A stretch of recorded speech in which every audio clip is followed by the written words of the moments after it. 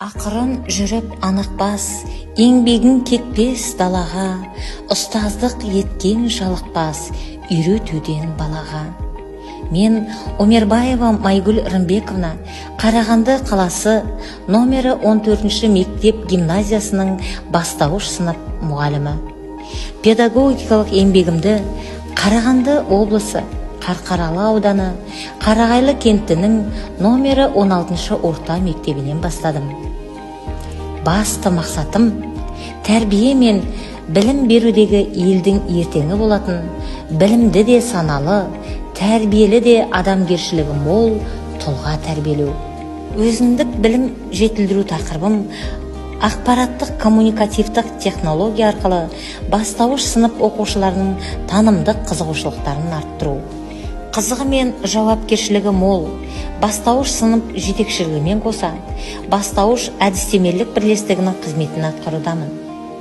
Әдістемелік бірлестік ұжымы оқыту технологияларын жаңарту арқылы жан-жақты дамыған, шығармашыл, өз бетінше шешім қабылдай алатын, бәсекеге қабілетті жеке тұлғаны қалыптастыру мақсатта жұмыс жасаймыз.